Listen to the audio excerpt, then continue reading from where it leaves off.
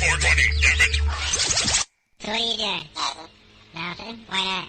Trying to get on this Lifestyle Radio website. Sounds like a cool website. Yeah, it's alright. Oh, wait, I might have it. You might have it. You're listening to Lifestyle Radio. The opinions expressed during this show are those of the individual participants and do not necessarily reflect the opinions of their associated organizations or Lifestyle Radio. You like music, you like weed, well, we gonna be good friends indeed. This is how much I like more than smoking trees. They'll make you dance the do-si-do and teach you how the chiva grows. Smoke a bowl on the 420 radio show. On Lifestyle Radio. Oh. Yeah. I'm sharing and caring, and Al Graham's here with us because I like talking to Al. He cares and shares as well. Yes, he does. Hi, Al. How are you, buddy? I think he muted his microphone and he has forgotten. Or No, he's gotten he's a not. phone call. He's not muted. Darcy laughed. No, I'm not muted. I'm here. Okay. He just his lips weren't moving. His lips weren't moving. His lips weren't moving. Lips weren't moving. No sound was coming out. Yeah. I couldn't even hear the intro. Like, we were talking pre-show. I could hear everything, and all of a sudden, I couldn't hear nothing. I went, "What? What's going on?" You didn't hear the song? No, I didn't hear. No. You couldn't sing with us. I couldn't sing along with it. I was really looking forward to that. Oh man, we could do it again here. Would you like us to play it again for you? Oh no, I wouldn't want you to have to do that. Thank you.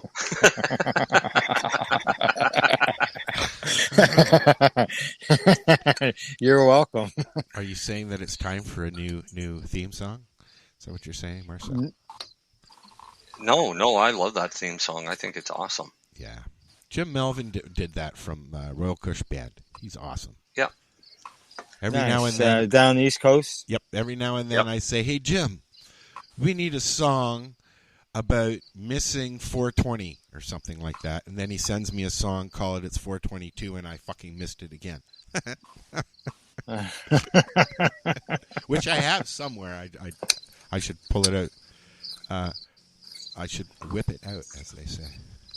Al said he was sharing, but I don't see anything. I'm working on it, dude, and you're talking to me. I can't do that. Well, I wasn't talking to you. Nobody was talking to you. You butted into our conversation. Go back to what you were doing. We'll talk about you. All right. Wow. Oh, God. Oh, it's been a long week. Yes. Hey. Yeah, but it's... Go ahead. Hey, I was going to say, hey, Al. Yo. Al and the two Al's and Marcel. If I automatically leave here again, and like I just did, I'll come right back in. It's just my phone. You didn't get your internet all straightened out yet? I got my internet straightened out, but I got to wait and get take my computer in and get it wiped because there's a lot of stuff on it that I don't need, and that's why I can't use it. And that's why last week when I used it, I could barely hear what you guys were saying. That's why I jumped on my phone. Okay. Thanks for letting us know. Yeah, but it's hard to have a conversation when you can't hear. Well, only especially only half the sentence. So I can tell you how to fix your computer. How's that, Marcel? It's a simple little code. It's just Format C. Yeah. Format C. It's a very old joke. Yep, and have some new discs. It didn't sound good when Al gasped. No, back in the days, that was all Control Delete twice. Type in Format C. Control Alt Delete. Yeah. I can't see the chat room. Hit Control Alt Delete. You'll be able to see the chat room. Do that twice. Type in Format C, and everything will be fine, and we won't have to worry about you anymore. Al, are you still? No, that's right. Are you still doing live on Spreaker when you do your stuff, or are you putting it up after? Me? Yeah. No, it goes up afterwards. It goes up afterwards as a podcast. Right now, maybe someday I'll get it to. I have it up on the big TV. We're on everything because I like to, it's radio, so we got to keep that format, right? Yeah. Oh, yeah. Mine right now is just going out on the radio broadcast as a podcast. Those people there. I wasn't going to shut down the Spreaker account because they moved to StreamYard to do video. Yeah, there's still listeners, lots of listeners. You'll find I'm sure you know yourself, if you got any of the old programming on your Spreaker account, there people still listen to those shows. Passions, Saturday Night Reggae, still has people coming to look and listen to it. I'm the same way. Yeah, shows. I've told some of those past hosts of those shows that people still listen to that stuff. Yep. It doesn't matter how old it is; people still want to hear it. So keep it as live as long as possible. I've taken a lot of things off of Spreaker, but they remain on our YouTube. I'm trying to build our YouTube channel, so they remain. There's like thousands and thousands and thousands of hours. Yeah, it works great as an archive site. Yeah, until they wipe us out. Yeah, exactly. That's a lot of. You just imagine if you kept all the audio and now all the video, you'd have to keep adding to your hard drive. Can I ask you a question? Do you grind that loud on your show? Sorry, I didn't know. What an ass. Well, I ran out of doobies, and I thought, I could just roll some while we're on the show, right? I got two more nugs to do. Okay. And what? You go ahead. It is a weed show. You're allowed. That's usually what I do, Al. I usually roll joints when I'm on the show. That way they're done for a couple of days. I don't do that. Yeah. I just roll them as I need them because sometimes I want a fatty and sometimes I want a skinny. Al rolls like toothpicks compared to what I roll.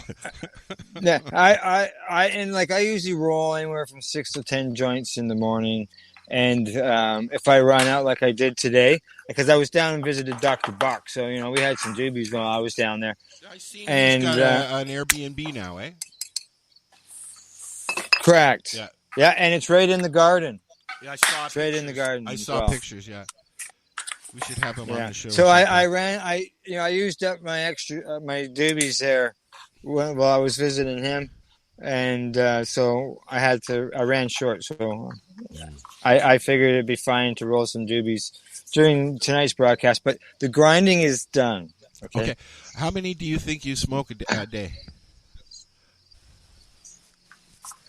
I'm going to say probably around 10, 12. So I'm looking at probably somewhere around 6 to 7 grams, probably. Marcel, how many do you smoke a day? Just depends on the day and how busy I am. Average? Probably 20. And Darcy? 20. I only smoke like maybe 4 joints a day, but bowlfuls now. You're talking. You eat a lot, right? Well, no, I used to. No, but he bongs a lot. I use my bong. Oh, okay. So then, how a guy sort of based mine on about a little more than half a gram per joint, usually around, let's say, 0.6 or something. So if you're doing bowls, would you consider like a bowl would be equivalent to a joint? Being would it be half gram bowls? Actually, I equivalent a bowl to, say, about a half a gram of weed on it, and then I usually put kefir hash on top, and then a dab of rosin. So you're looking at about a gram, about a gram and a half to 2 grams when you figure it all out.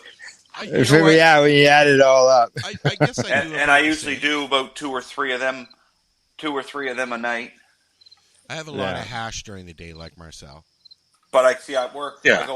I go all day at work from say 6:45 till usually 2 or 3 without anything. I usually just go into work and don't take breaks and don't come out until usually unless I got to pee or if I really get hungry, you know. Right. Yeah, you're at work. That's the big thing there for sure. Okay, now that I've asked that question, all right. Let's tell people why. Oh, well, why? Mine's for my stiffness and my pain. I sit all day. Yeah. So for those who don't know, Darcy is wheelchair bound. I'm in I was put in a wheelchair 21 years ago, from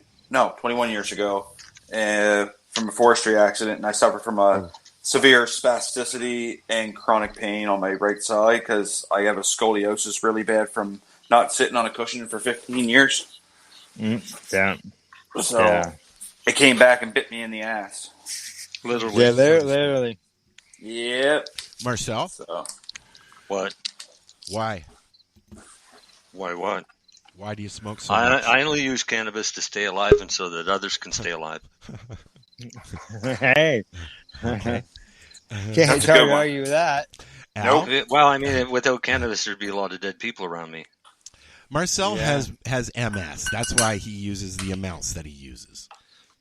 Correct. Now, if you I have a weird MS though. Do you think that if you stop, like, what's the longest you've stopped for? Have you cleansed or anything like that? Oh yeah, I did it here just a few weeks ago. Okay. And so, how long do you go? 3 days. 3 days. Yeah. After 3 days, I'm right back to the way I was before cannabis. You're using your cane or you're in your chair. I can't even fucking move. Darcy, you're very loud today. That's my dog having a drink of water. I'm sorry. No, it's okay. Every couple of years, I'll test it out and I'll stop. And I did this time. I didn't stop smoking. I just stopped my ingestion. Okay, and yeah, 3 days. 3 days, I was back to tremors, back to constant full chronic pain, and back to being a hateful person. And that's why you were kind of okay. This is all making sense now. Mm-hmm. Oh well, I'm glad you're back to where you were. So yeah, and so now, Al, why don't you tell us about why? Why? I use cannabis for everything from pain issues to help with appetite, sleep, and just the calming of the mind. And you have Crohn's as well, so it helps with. I have Crohn's disease. Correct. I have my condition is Crohn's disease, and I'm also a cancer survivor. I've had melanoma, skin cancer. Well, that's because you're outside, which I don't usually talk a lot. Well, yeah, I'm not there anymore. They closed down, but even still after my diagnosis, I still went there. You know, they were up here. They were up here the weekend that I was driving up here. They were going down as I was coming back. True. Up. Yeah. Yeah. As if you cross paths. Probably. Right. Probably. Yeah. I know by the time that I talked to them, they were already in Concord or something like that. Okay. Yeah. Well, Vaughn and Hector, they stayed here. It's going to make it a little loud here for a second. A lot more. They stayed for a couple weekends. They were here for a visit. Cool. Yeah. Yeah. And, they visited other people and stuff like that while they're here. But we've got lots of room in order for them to bring in their 38-foot RV. and get them to park it. So Yeah, it's a shame that people just can't leave enough alone. You know. mm-hmm. They, So yeah, exactly. It was too bad that they got attacked. Basically, well, they got shut down because what we're talking about is there was a farm that Al used to go to that friends owned, and they allowed nudist camp and trailer parking. And we used to do a show every year there to promote that lifestyle. As I grew up in that lifestyle and cannabis, yes. And they had a huge farm there, and everybody would be inside listening, and it was really cool. But it was fun because it was back when it was radio and we didn't have videos of it. You got her. No, but we could see the video. Yvonne and I we could see the video. Selfies. We could see the video. It's just we weren't sharing with anybody else. Al, close your legs. Yeah. Yeah. Yeah. But, it was good. It was good because we would talk about how some of the similarities, how people who like that type of lifestyle were also stigmatized in society as cannabis is. Well, I grew up. My sister and I and my mom and her boyfriends went to the nudist camps, and we used to go to the quarry in Hamilton, which is still there, and it's huge. I think that it still operates as a park. But we went through Europe in nudist camps in the 70s in a VW camper. So, yeah. Ah, cool. But now, nudist. No, the only thing that sees me nude is my mirror and my dog. But I will say, around here, the stigmatism is really changing. Mm-hmm. And is it good around here? Yeah, actually, we had to do some running around today. Go to like 5 different fucking stores, but we went to McDonald's. A kid wanted something at McDonald's, so we went to McDonald's. There's 2 people standing beside the drive-thru smoking a joint, which you'd never see 5 or 6 years ago. No, we leave there.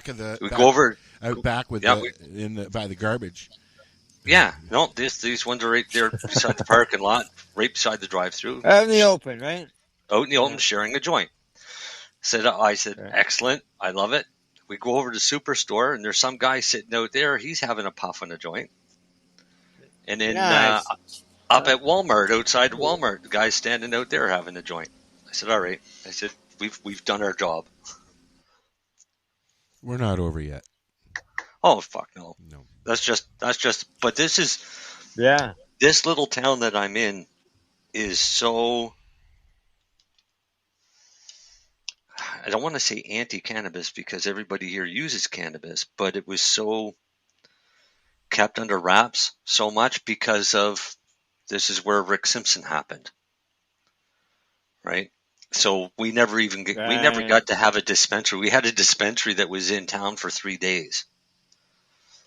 And the only reason he was raided he put an article in the paper saying that he was selling legal CBD products. So they went in and raided him and then showed him the criminal code that there is no such thing as a legal CBD. Or back then there wasn't. Correct. So they closed him down, but he was only open for like 3 fucking days. 3 days, eh? Well, I just recently moved. I moved this spring. To out here in the country. Up until then, for the last 4.5 years, I lived in a town called Marmara. And it's known for its big mine that is out there. And they used to have dog sled races there as well. So what happened when Ontario went to legalize cannabis, they gave all the municipalities and cities the option to opt out. And Marmara, they did a public survey, and it turned out that 74.4% of the people who took the survey wanted the stores. But 3 council members out of 5 voted no to the stores because their constituents told them they didn't want the stores. And I said, well, how can that be? With 74.4% of the people who took the survey, yeah, that's not everybody in the municipality, but the share number was much better than what was reported in other municipalities. That's ridiculous. So they opted out. So there's no stores in Marmora Lake. And so patients they have to drive out of town. Yeah. Right. I have, one thing I never did was go. Yeah, they go to Camelford, they go to Madoc, they go to Havelock. I didn't even go into one of the stores. I should have. I wasn't going into legal stores when I was there. Yeah, I did. And so they opted out, and it just went against everybody. So last night there was an all candidates meeting. And so I know a fellow who was there, and I know a fellow who's running for council. So I haven't checked with the guy who was running for council on things, but I talked to the other guy, and he says it was just a great big bitch fest. And one of the councilors, or one of the people who are running for council, who's not presently on the council, spoke up and said that he was in favor of the cannabis stores coming to the municipality. The present council, they had the opt-in come before them 3 times over the last 4 years.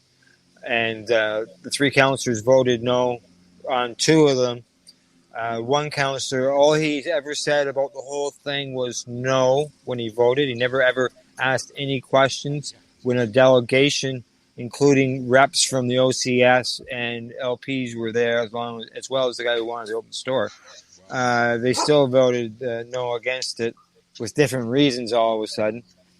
So on the 3rd time, one of the people who voted no on the stores decided that they wanted to bring a motion forward towards council in order for them to rescind the first 2 votes and allow the stores to happen.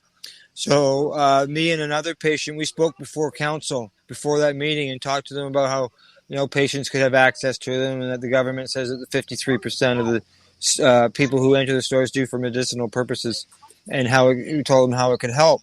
So then they, what happened after I was done, I went back and checked because they took us right out of the feed. We never saw what happened afterwards. So I went to the YouTube channel and I watched it. And the mayor asked the councillor if they wanted to speak to their motion, and the councillor withdrew their motion because on the count of rumors in town that she was doing this for political gain.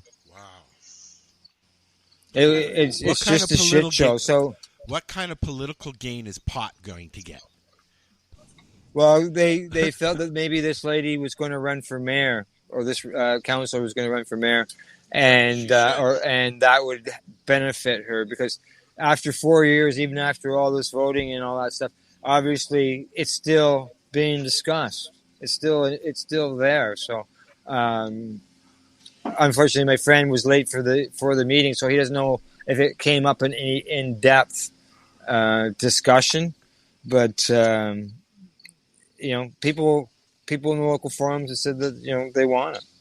There's some that are obviously against it, but it's when the townsfolk. Why do you put on a poll, run a survey for your community, and then completely ignore it? Like, even the municipal staff recommended that they opt in and told them about all the benefits. I attended that first council meeting when they opted out, and nobody spoke for or against the stores. One person got up and they said, if you don't opt in now, you can opt in later.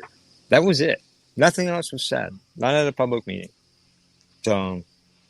It's. I just looked at it. It was some people who were against cannabis because of the propaganda and crap that's been going on with prohibition over the last 100 years or 90 years, and they still believe the stuff that they were told all that time. So hopefully they get a new council, and they can get some access. People do. People are accessing it anyways. Well, people can grow their cannabis there. Exactly. Right. Like, I mean, I think that towns forget that anybody can grow 4 plants now. Yeah. Why? Depending on what province you're in. Well, yeah, Okay. that's coming before Fair the enough. Supreme Court of Canada with Right. Quebec and Manitoba, yeah. That battle still has to be heard out and fought. Correct.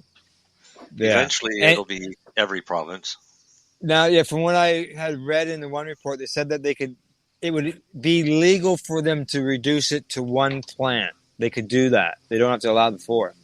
But they can't, apparently, the opinion is that they can't shut them down completely. So, I don't know. Let's hope the Supreme Court rules in favor of 4 plants for everybody in Canada. That one plant rule would suck, especially if you cracked a male. Right? So you spend the first 4 weeks growing the plant up to find out that it's a male, and you got to start all over again. Big time. Yeah, you don't want And that's why. How long does it take to find that out?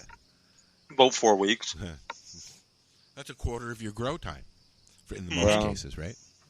Yeah, you start all over again, right? Especially if you're starting from seed. Yeah. You know, at least with clones, you got a head start. So you're yeah, but those guys would turn around. Their legal stores would charge $500 a clone. Yeah, like, are they even available in stores? You know what?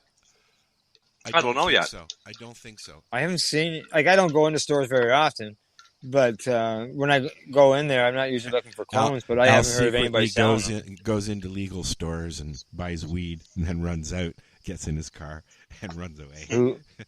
Who's that? You. Oh no! I'm looking for a beverage that I could actually just easily go to a store and get, but because of my Crohn's disease, I don't get along with carbonated drinks, and the majority of the drinks that are out there are carbonated, sparkling water, whatever. It's still carbonated. Well, but you've got or the iced tea, syrups. and I don't like iced tea. You can use the syrups. What's that? You like the syrups. Syrups. Like you can't get those in the legal market. Yeah. You can't get the syrups. He's talking legal market stuff. Oh, I didn't know that. I thought they had syrups. Yeah. As well. No. No syrups for you. No. Legacy 420. They make beverages that are non-carbonated, and they have a syrup. And they're tested. And they have maple syrup. I go to Tim Hortons and get a coffee and then bring it home and put in one of my ice creams. Oh, ice cream. You and your ice cream. But in order to deal with that, one thing to do is, the THC infused sugars. I don't like adding sugars or anything like that, but that you can add that to Gatorade or something, Yeah. Low sugar Gatorade. What are we having for dinner? When the sugar dissolves, the oil separates from the sugar. Yeah. Right, so then it sticks to the inside of the can and to the roof of your mouth. And is there enough for everybody, MJ? Yeah, come on over. You can have some burnt burgers. Burnt burgers. Awesome. Burgers. Are they chicken? No. Don't have to remove E. coli if they're burnt. No, they're beef. They still look pretty pink to me from what I saw of them. They're not done yet. Those are the this is the second round. Oh, so you burned the purpose. You burnt the first round, didn't you? These no, I was trying to get my computer to work and my phone to work, then my computer to work, then my phone. I had to strip my phone case off just so I could get on. Woohoo! Why would you have to take your phone case off? Because my extension audio thing, this white one, won't plug into my phone with the case on it. Oh, that sucks. Yeah. Al has that problem. He's got a new mic he wants to try, and he can't because his case is on it. He's got one of those little, pile, like an iRig mic? So, sure, yeah. It's just I have this thing. Wait, where's my camera? I have this, and I thought this would be good, but it didn't work. Oh. It just didn't work. Well, you're here now. It's all that matters. Yeah. And you hear me now. Nice kitchen. Yes, we hear you. Did you say nice what? Nice kitchen. Oh, that's not what I heard. What did you hear? Come on, tell us. Tell us what you I thought heard you nice. heard. I heard nice tits. And I was like, Jesus Christ, Okay, Al, now, you're hold starting in her pretty early. Hold on aren't a you? second. I don't think I have ever said something like that to you. I have said That's other why things. I was thrown off. I was like, what the hell is this? It's not Al. I know what I can get away with.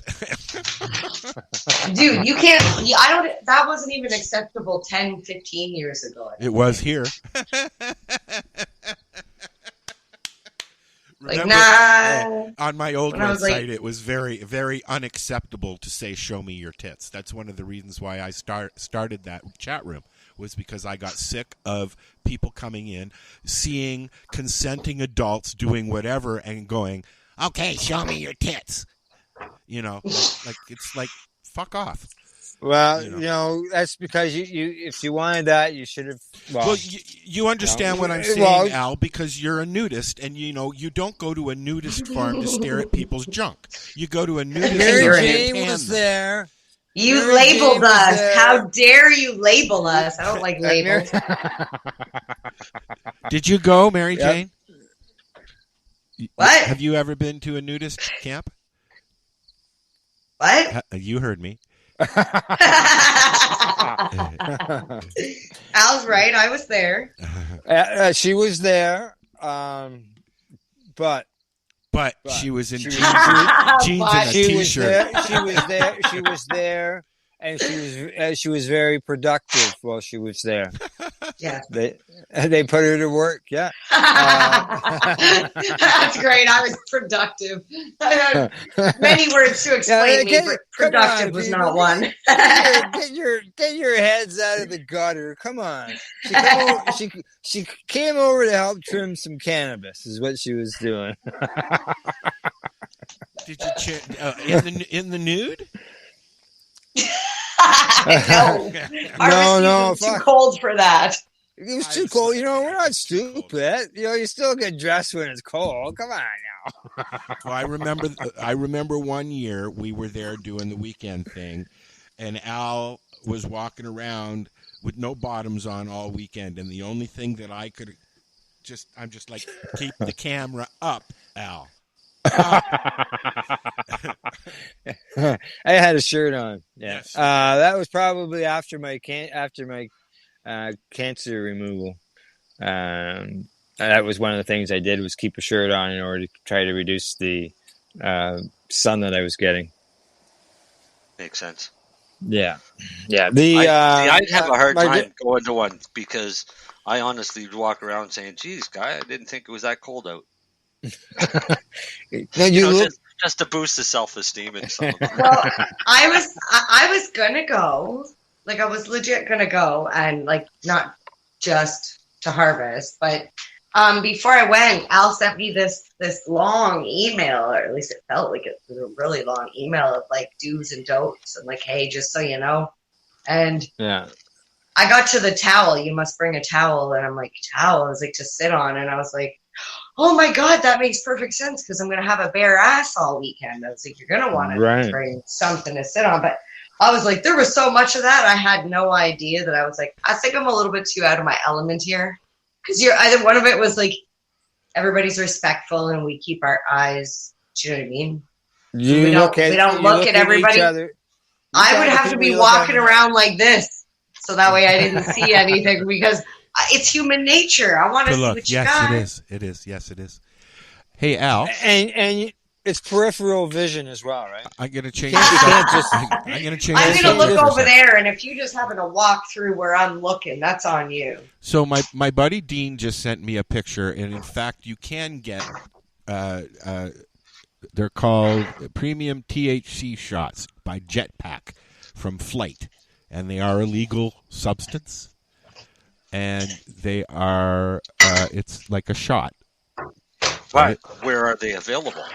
I don't know. Let me ask him.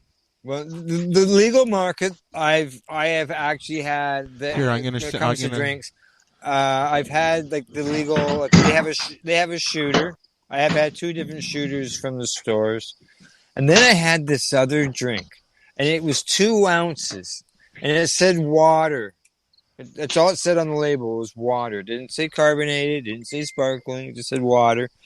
And it was like a cardboard container, and you took it out, or a plastic container, whatever. You took it out, and it was a little wee small bottle. And when you twisted off the top, it released everything into the water, and that's when it was blended. It was the blending process. Well, I drank that, and like it's only 2 ounces, and I was not very well for a couple of days. I had because it was carbonated. I had a soda on the air just before I moved, and it was like just drinking a soda. It was, I can't remember what it was in it, but it was the maximum that they're allowed to put in it, I guess. 10, yeah, so, 10. Yeah. Yeah, I just asked. I asked Dean if this is a legal product here. I'm waiting for him to. You can get 60 milligrams from overall. You can get more than that. Like, I've seen some stuff that was I claim one thing, and I think it's another thing.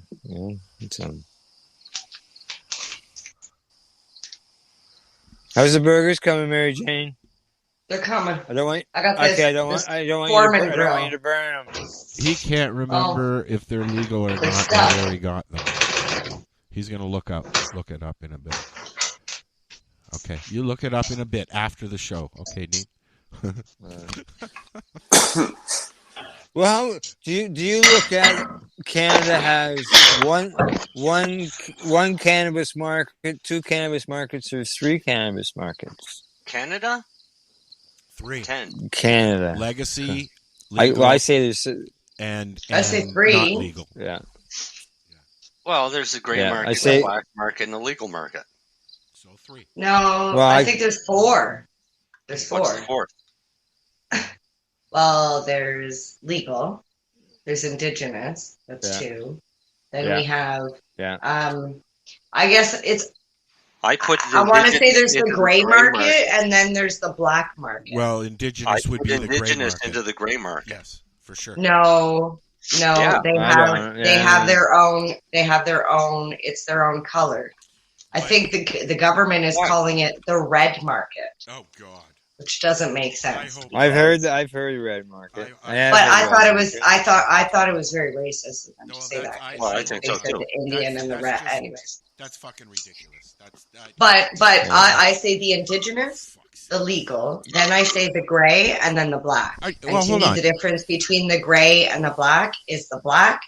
Sorry, the gray are the people who are currently illegal but trying to make it legal, like make their business legal. And then you have the black market who's just like, fuck you, I'm going to sell what I want, where I want, when I want to. But you're serious. There are people calling the indigenous market the red market. That is fucking That's what vulgar. I've heard. That is vulgar. Yeah. Yeah. Okay? Yeah. That's vulgar. Yeah. Speaking of which, next week we're going to have a few people from the indigenous market on the show. Cool. Yeah. Good. Next Friday. Hey, do you know what tomorrow is? I'm assuming so, Marcel. Did I miss it? I'm open. We already talked about tomorrow? Tomorrow or this weekend is nope, we haven't. Tomorrow is the Karma Cup starts, and I'm going to be joining Al and his crew tomorrow, like we used to do. And then on Sunday, Al is going down because he's got a prior thing he has to go to. So on Sunday, he's going to go down, and I'm going to join in and fart around and say hi to people. Just because, there will be. Irene and I will be down there on Sunday. Yes. So there will be 2 cameras. Awesome. You're going down Sunday too? I'll be there. So Al's going to run the board. So you should come in as well, Mary Jane. I think she just burnt her herself. Is that skin in the burgers now? It's burnt Mary Jane, not burnt burgers. Come and get it. Mary Jane burnt her burgers. So anyways, go ahead, Al. Yeah, so basically we'll have 2 cameras on the ground. Well, and this is what we started doing. Can you mute while you're cooking, Mary Jane? Do you mind? Please? No. Okay. This is what we started doing 15, well, we'll say 12 years ago. Before I met Al, before I met Marcel and everybody, me and the crew that I was working with then, Dave and Brian, we used to go and remotely via Skype walk around at all the events. And then Al and I started doing stuff together, and I showed him what I like to do, and he started doing it. And so we're going to go back to what we started doing, but with video, as I guess we should have done in the first place. But when we started doing it, Marcel and I were talking about this earlier. When we started doing this, Cannabis Culture was at the events, and Jeremy was wheeling around a cart with his computer equipment on it. And I was walking around with a computer in my hand and cords everywhere, and Marijane attached to me and Al attached to whoever he was with. And I really enjoy it. I don't know if anybody got into listening what we were doing. I hope that people will watch because I love the Karma Cup. It is the best event in Toronto every year. And I'm glad Sarah pulled it off. Again, well, we'll see if she does tomorrow. Yeah, it's run by the Legacy Market and the people who are involved in it, the vendors and stuff, people who've been, who are well known in the Legacy Market over there. And it is a contest. There is an actual event. Oh yeah. Where you can vote and you can buy a kit. And I actually entered this year. That's why I'm like, I'll be there Sunday. I want to see how I did. Well, hey Al. Yes. My buddy, a really really close friend of mine, he entered his hash into the cup this year. Oh really? Awesome. Yes. Nice. Yeah. Awesome. So and I got to try. I think I got to try what he sent in, and it was fucking really good. I miss some of the regulars that used to win every year, like Thompson Caribou and. The guy. No, they're still around. The guys are still around. Thompson Caribou got absorbed, I think, but I believe so too. But along with others, there's lots of people that have been absorbed into the system. Fuck yes. Yep. Yeah. Look at Matt Murnaugh. Sorry, Matt. That's the joke. Absorbed. He was with them. He was one of the early ones. Yes, he was. He went to Peace Naturals. Peace Naturals, correct? Yeah. Exactly. I had friends that was running a Compassion Center that got bought up. Yeah, but Matt was one of the first really, really vocal community members that got absorbed into the legal market. He really was. Yeah. And people got upset at him. A lot of people got upset with Marcel. I just saw a post. Yeah. I just saw a post, Marcel. About me? No, about us. When you guys, when you started working at Truro, and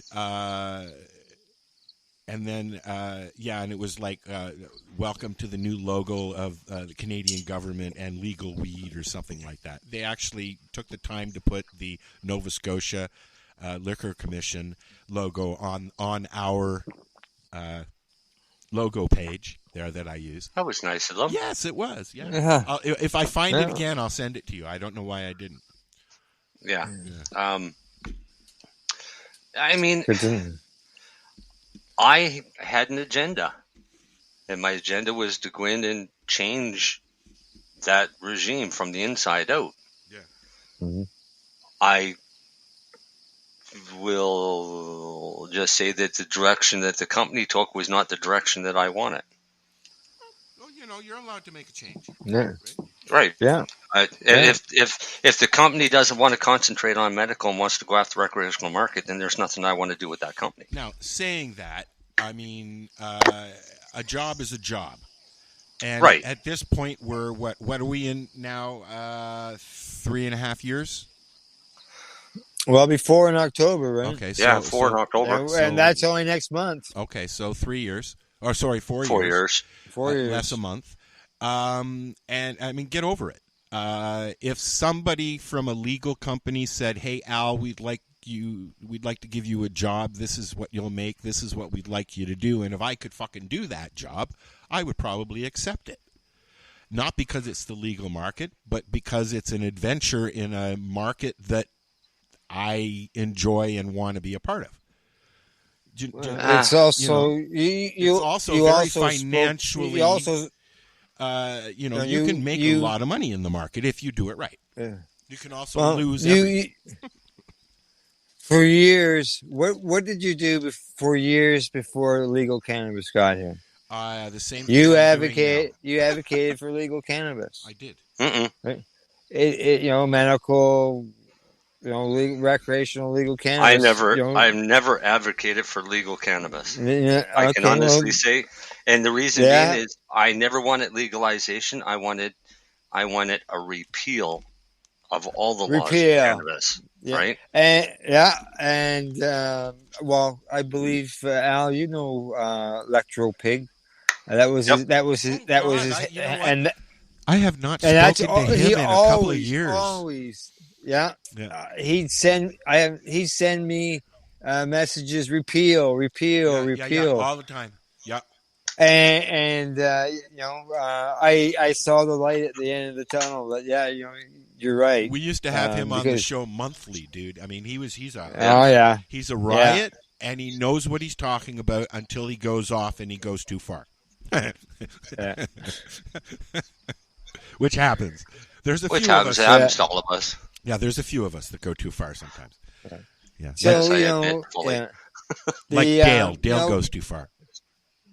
So, there's still lots and lots of room for improvement. We need those lounges back. Like that, we lost lounges because of cannabis legalization. That's not right. There are some experiments going on in Toronto right now.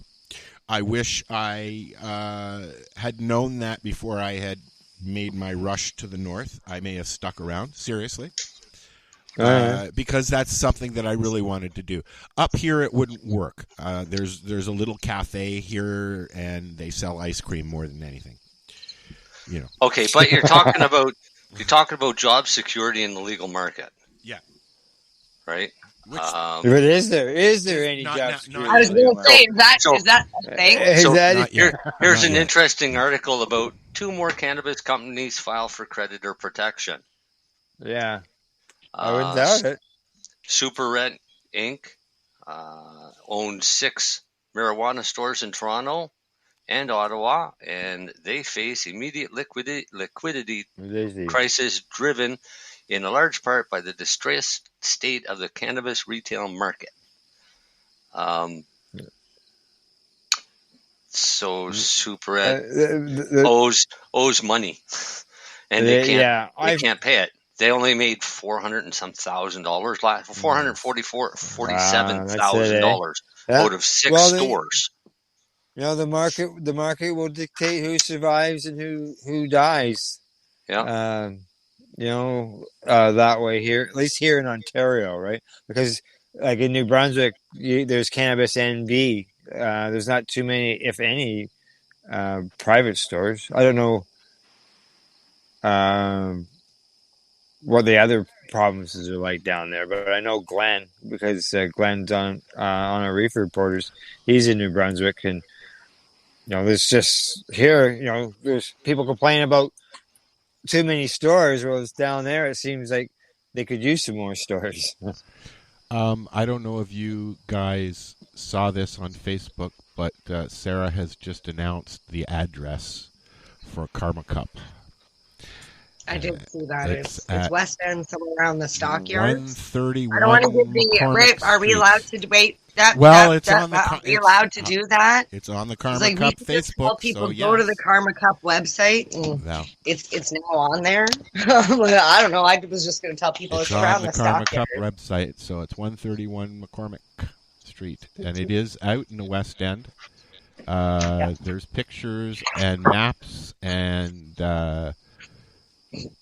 the address and TTC accessible, free parking. Is there a streetcar?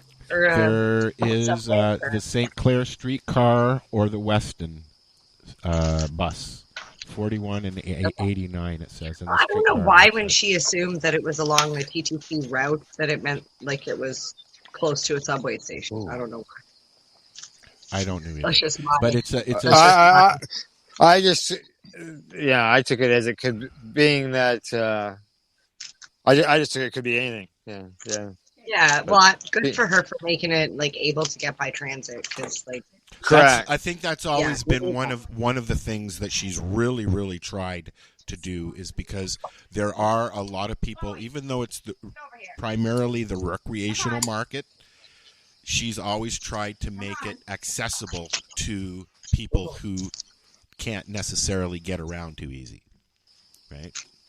Being outside, she's been able to do that. Inside, she can't do that, right? Stairs suck. Yep. Stairs really suck, Al. Yeah, I don't like them much either, buddy. Just like trimming. Trimming sucks, and so do stairs. Yeah, but you have friends that can help you with trimming. Yeah, my wife helps me crawl up the stairs every night to go get a shower, so God love her. How are things different for you now? I know you're outside now as opposed to inside, Al. Are you finding it any different growing? Yeah. The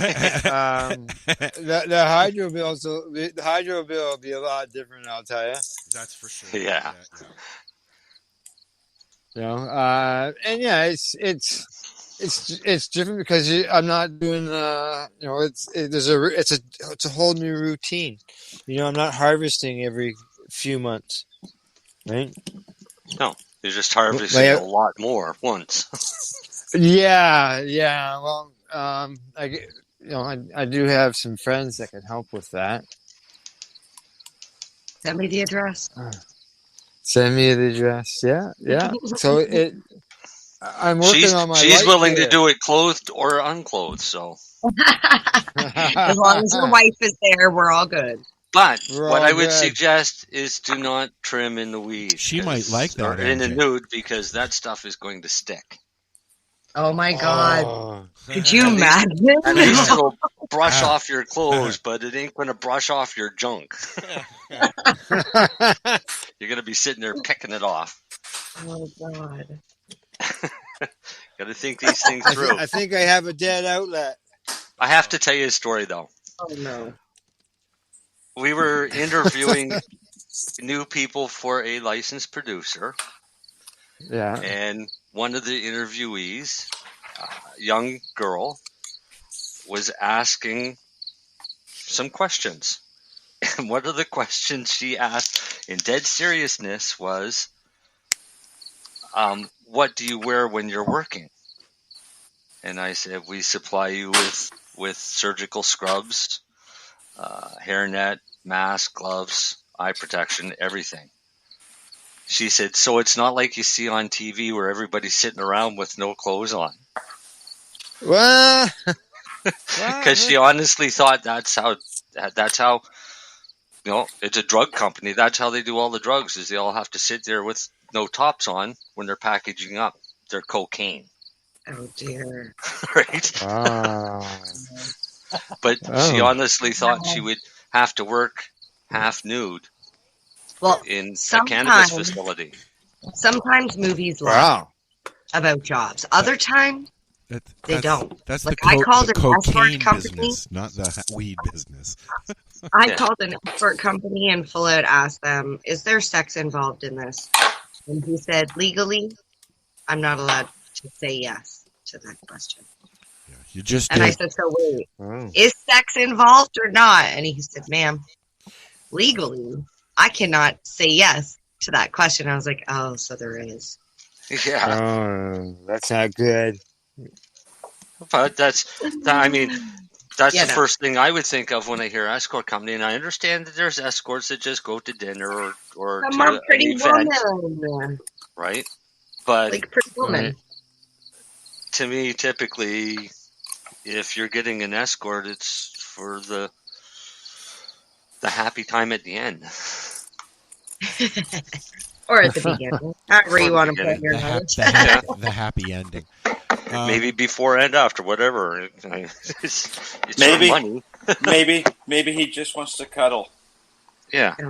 But regardless, it's his money, and it'll be your money if you're doing it. So. Hey, Darcy. What's that? Have you got stuff prepared for our grow segment? Yeah, I got some stuff prepared in my head, Al. All right, let's take a 1 minute break here, and we'll be back. Jeez, that's not a lot. No, it's not.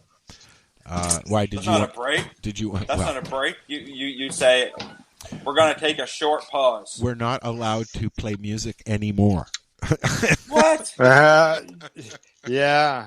We can't play any music anymore. No, we can. Would I'm play gonna, like a monologue. I'm gonna play some. I'm gonna play this in the background here. Oh, I got the whole show booted off. Yeah. No, this is the music they have in here.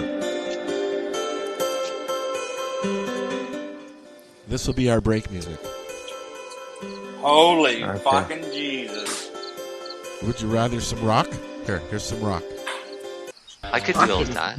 I don't think he does that thing. All right, we'll be right back. What is that? Hey, this is Cheech. This is Chong. And you're listening to Lifestyle Radio. What is it? Lifestyle Radio. Say it one more time. 420 Radio? Woo!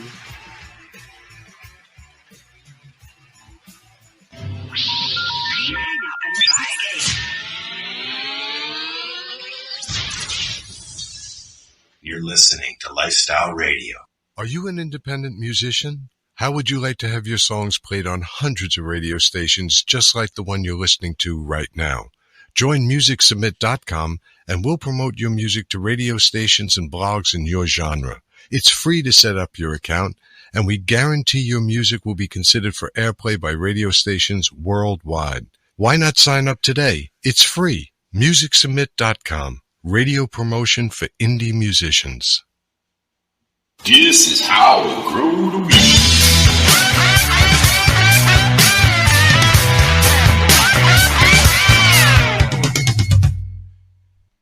You ever heard that before, Al?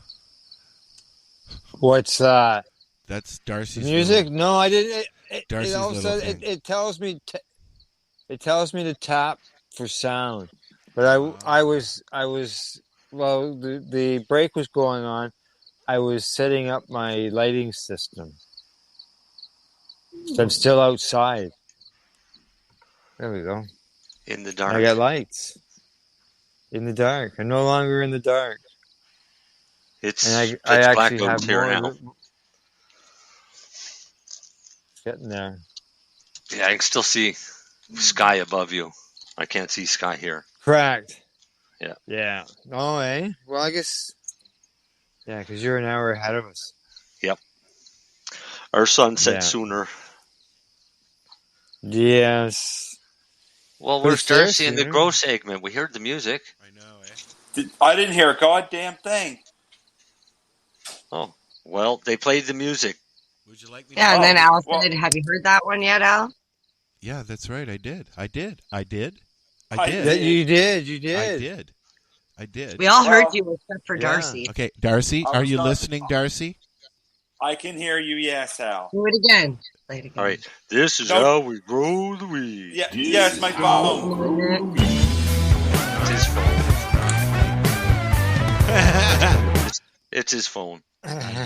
It's all right. All right, Darcy, you're up. I was just going to say I was going to talk a little bit about fertilization right now because I get a lot of questions saying my leaves are yellowing on my plant really bad. I did this last week. Did I really? I did. I thought I didn't hear you talk about that last week. You weren't here. You weren't here. Yes, I was. Okay, then it was the week before I did it. Oh, well, for fuck's sakes.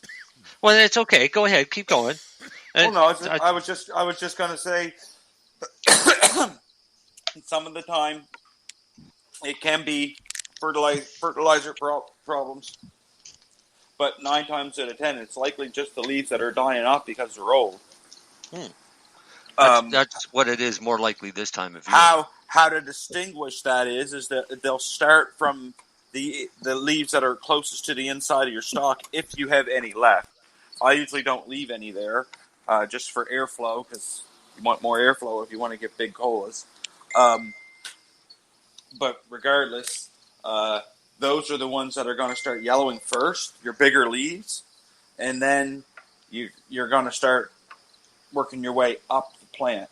Now, if you start noticing your top leaves up around your top cola are starting to yellow off, and the rest of your plant is still green, then you have an issue. So then, obviously, it could be one of two things. You could have a pH lockout, and it's starting to really affect the plant because it can't uptake the proper nutrients at them levels. Anything higher than 6-8, 7. Usually, when you get around 7.1, you start dropping out a lot of nutrients, so the plant won't be able to uptake them. So you always got to be careful for that. Especially if you're growing outdoors in the ground, not so much. If you're growing outdoors in pots, then you should really look at that and make sure that when you're watering just straight water to your plants, know your pH. Try to keep it in that range of I like to say for flowering 6 to 6.4, but for veg I like to say 5.7 to 5.9. 5.6, I like 5.6 too for some strains, but 5.7 to 5.9 for veg. But yeah, I like 6 all the way across the board. Well, this is what I'm saying. You figure out what works for you, right? I mean, if you use that's why Floramax's nutrients bring into things between 6 and 6.2. So for me, right. It does. So yeah, it depends on what your water is too. Yes, well, my water here is right now is 7.5, which is really high. I mean, you could get away with one water with it, but if you're watering every day, after 2 or 3 days, you're going to start locking out nutrients. So, and you definitely don't want to have that happen, especially in mid flower, because it's going to sacrifice your bud size. And if you're on municipal water, this is the time of year that they start to flush all of the fire hydrants. I'm lucky. That doesn't happen here till October. It's still the same thing. Well, October, yeah. You're almost done anyways. But it's something to keep in mind because your outside garden hose or your other hose, even inside your water supply at that period, you could have a much higher EC. It's also when they bleach.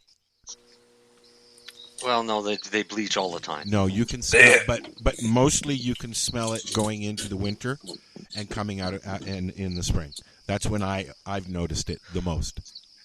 Not here. I can't drink our tap water here. Oh, the tap water is just fucking amazing up here. It's from Lake Superior. It's yummy. It's Lake Superior. It's yummy. My problem is the amount of chlorine. It's the only lake that I know looks like it's on fire all the time. Yeah. Yeah, it looks like it's on fire every night, doesn't it? Oh, it's fucking, it's amazing. I sit in my living room and I stare out the window and watch the moon or the sun or whatever in the clouds and the sky just lights right up. I haven't gone down to the beach yet, but I'm gonna. Nice. But yeah, so that's one thing to look for when your plants are starting to yellow. I usually pick them off ahead of time, but start picking them off. I just noticed mine are doing that. I'm going to go do that tomorrow. You should try to do a defoliate, especially in flower. You should try to do a defoliate at least every 7 to 10 days. Okay. Don't pick too heavy. I know some people will say do a day 1 and then day 21 and then day 45. I think it is. I have a question. When you're done, but I have a question. Yeah, but and that way there you let the plant do, because if you pick too much off at one time, especially in flower, you're sacrificing your bud size. You got to remember some of them big leaves are still needed, right?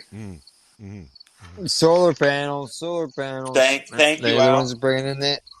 Yeah, they're the ones that bringing in the energy, man. Yeah, thank you. I'm glad someone said it. They're solar panels, man.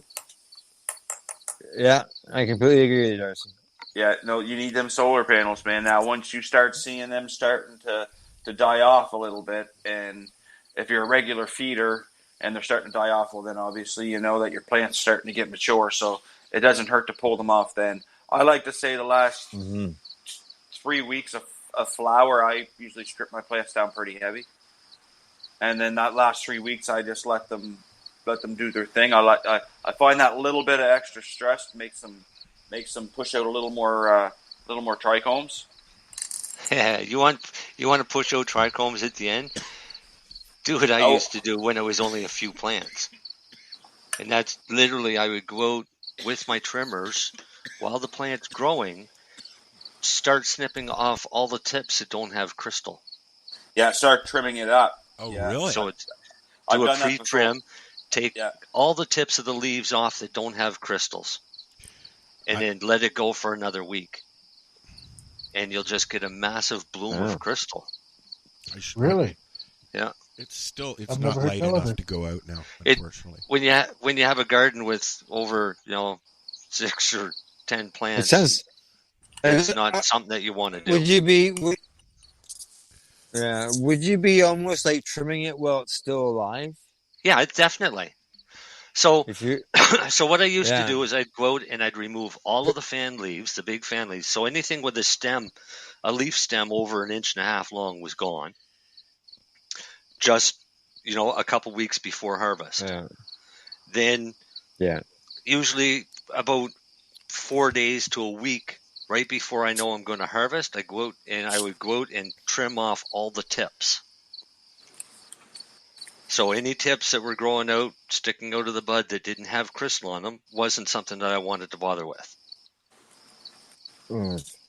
Then heavy crystal. That's where the medicine is. A week later, these things would just be nothing but a massive crystal. I would do my normal trim, so I'd have all of my crystal trim, as well as all my bud. It's a lot of fucking work. Yeah, it sounds like it'd be a lot of work. Well, you're trimming your plant twice. Yep. Right. You definitely would. So this is why I say if you're running 4 plants, it's exactly how I would do it with the 4 plants. Shut off, Al? Yeah, to blow a bulb. My light is getting on a low bulb. I had a light set up, and it worked on Wednesday night when I used the light last. But maybe I got a bad outlet out here all of a sudden. So what I'm going to do is when I'm done this joint, I'm going to go inside. I'll go downstairs and I'll have some light. So, I guess it's faintly seeing me be no different than having an avatar, right? It's just I'm here true. In the dark. And Lenny made it. Hey, how was the golfing? Fucking awful. That was horrible. Oh, really? What did you shoot over, Lenny? Oh. I shot 106. Holy shit! I haven't shot that high in like 5 years. Isn't that like a par 75? That course? Oh, it was god awful. It's called the par 70. It's a par 72, isn't it? Yeah. No, I had the yips and the yanks and the shanks and the whatever. Couldn't hit a ball. Forgot how to play golf in one day. I love those days. Hey, did you smoke a big fatty? Even that went shitty on me. Hole 5, I was like, I'm playing so shitty, I may as well get high, and my fucking lighter didn't even work. Are you fucking kidding me? No, I'd be I'm so not. pissed. I'd be so fucking pissed. I just walk off. Off the course. I basically gave up on the day. I gave up in the day at that point. I was like, "Are you fucking kidding me?" Here's the question though: Did Drew No shoot better? No wonder your game is bad. Drew sucked, but he shot better than me. Yeah. Oh god, you'll never hear the end of that one. No, he has nothing to brag about. So, what was the lack of cannabis in your game? No, it was a lack of talent. Lack of talent. No, there's no excuse. It was my incompetence. 106. It's been a long time since I golfed, but if I had shot 106, I would have been really happy. So. Oh, did you? Oh, I almost called the mental health hotline. Trust me. Oh, Lenny, I shouldn't laugh, but that's bad. It's funny. That's why Timmy doesn't consume cannabis. Is he tried bowling, and he was like, bowling score just went right down. So, like, I think people think that's a joke that he just jokes about that, but no, legit. He kept saying, "My legs feel heavy." The whole time we're going, he's like, "Why?" We have bowling alleys here at the community center. They have public access bowling alleys. Yeah, there's a bowling alley. There's a pool. There's weight room. Is the bowling? What do you call it? What do you call the big shuffleboard thing? Shuffleboard? No. Shuffleboard. The curling. Big difference between shuffleboard and curling, but yeah, okay, I can understand the similarity. Big shuffleboard. Shag, really? Shuffleboard and curling. Holy. Yep.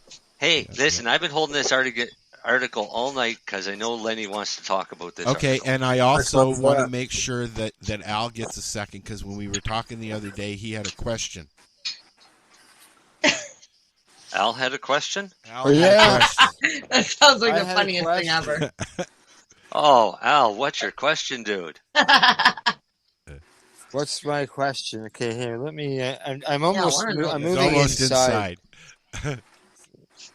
Yeah. I don't want to walk into any of the bowls. Okay. Dale wants you to make Marcel big so he can see the garden. There you go. Oh yeah. Okay.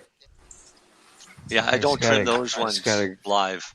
Yeah, I'm just on my phone. That's why I have no. I left my computer. That's okay. You're like me, Lenny. I'm on my phone too. Yeah, but I just couldn't be bothered trying to hold it up in the camera, so I said, "Fuck it." All right, so the question. I had mine sitting on my selfie stick, which turned into a tripod. Oh, okay. And that's what I was using, sitting outside there. Yeah, that would make sense. Yeah, I don't. And it came with a little light on it. You know. Yeah. No, I got home from golf, but usually I take my laptop home with me on the weekends. But because I've left the golf course, I left my computer at work. All right, Al, what's your question? Okay. We're still Sunday. Okay. When it comes to these beverages that are out there, that are available in the market, as I commented earlier, I can't drink carbonated beverages. So is there a reason why everything seems to be carbonated? Can they not infuse, a liquid drink, like a water, they call them drinks or whatever? Or can they not do juices or anything along that line? They can. I'm pretty sure They can. It's just that the demographic market is so stuck on carbonated beverages. Seltzers and carbonation does hide taste a little bit. That's the other reason they do it. Okay. I didn't know you're adding cannabis, so right away you're adding shitty taste. Yeah. I like the taste. Well, yeah. I heard it had to do with stabilization of product as well. Yeah, that sounds like that might. And I mean, and to get it to blend it with water. Don't get me wrong, or correct me if I'm wrong. Blah. Fucking, don't they have nanotechnology or something like that? Well, it's more about it's got to be emulsification. Yeah. So you can do it with nanotechnology, and basically it's sound waves that vibrate the oil particles into such small molecules that they stay evenly dispersed in the liquid. For longer but or that's, for good? It's supposedly for good. I can't see it. To me, there's still going to be separation eventually. But it's not very cost effective because you can only really do small batches. with this process, because large batch needs a lot more sound wave and a lot more vibration and things like that. So it's a certain frequency that they're using to do this, which is kind of, I mean, it's a cool technology, but on a mass scale, it would cost you way too much. You'd price yourself out of the market. So it's not as if they can. It's not as if they're putting some fermented cannabinoids into the beverage. Well, that's an option, but they could also take a beverage and add in an emulsification, right? Another simple one that they could easily do is a chocolate milk, because the chocolate would hide the taste of the cannabis, and because of the fat in the milk, it would keep it evenly dispersed. There's a couple people that that was still powder that you just mix with your water too. Yeah. I mean, you can get powder for throwing into your hot chocolate, or you can get teas. Yeah. Right. I don't really. The only hot drink I do is hot chocolate, because I drink it to get me warm.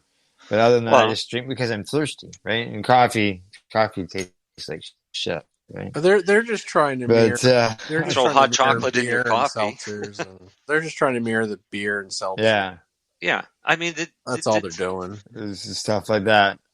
The demographic I've had pushes it towards the carbonated. I've had there's the one there, the dissolvables, like Ripple. I've tried them in straight water, and I've tried them in a flavored beverage like a Gatorade. I've tried the sugars, that way, and I'm not sure. I'm not sure exactly what I want to do yet, but I know that in the indigenous market, I do have access to a place that makes beverages that's not carbonated, and the product's all tested. So, if the product I need isn't available yet on the legal market, it makes it very hard for me to find it in a store. Right. That's going to be changing soon, though. Apparently, CBD is going to be legal or something like that soon. Yeah, we'll see. Yeah. No, they will. It's just when. Yeah. When are they going to leave it alone? Yeah, or are they going to treat it like weed, right?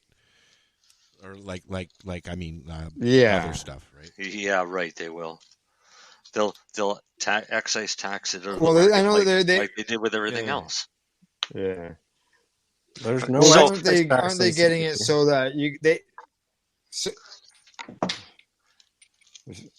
all of those companies no sales tax on say, but all of those companies that I was talking about earlier that are filing for credit protection and everything else, the one thing they all have in common is how much money they owe Revenue Canada in taxes. Yeah. I've read some articles on that very thing.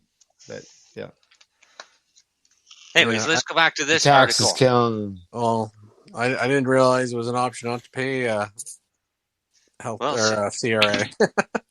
Well, what you do is you don't pay them, and so till you owe them like $1.4 million, like some of these guys, and then you claim for credit or protection.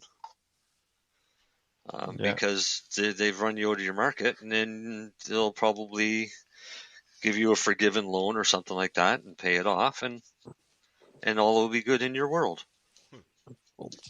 Yeah, you got to use the scams that everybody else is doing there, Lenny. It's not in me. I know. Anyways, let's go to this one. Okay. The 7 best marijuana strains for overall good health and disease prevention. Mm-hmm. Dun, dun, dun. And this is from the Fresh Toast, who is the most trusted name in cannabis. Never heard of them. Oh, have you? Did you The say leaves French are- toast? Yeah, it's Fresh toast. Fresh toast. Fresh. Oh, sorry, that must be Fresh toast. hungry. Yeah, now I want French toast. Thanks, you fucker. Oh, French toast would be good right now. Yeah, with So- berries. What they've done is they've listed 2 strains in each of their categories. And they say the best strains for pain relief are Blackberry Kush and Harlequin. Agree or disagree? I've heard of. Yeah. It's not that I actually am a Harlequin fan, but to say that they're the best top The 2 weed, strains- not the books, buddy. No, the weed too. I know what you're talking about, but I like it a lot. But to say what I get all cranky about is like it says fucking who. Exactly. Well, and this is the thing, is they don't say who is saying this. Yeah, and there's no reference, there's no study, there's no anything. So it's just like I'd like to see we surveyed 100 people. And they yes, said, even fucking Family even if Feud they has said a that. survey. Yeah.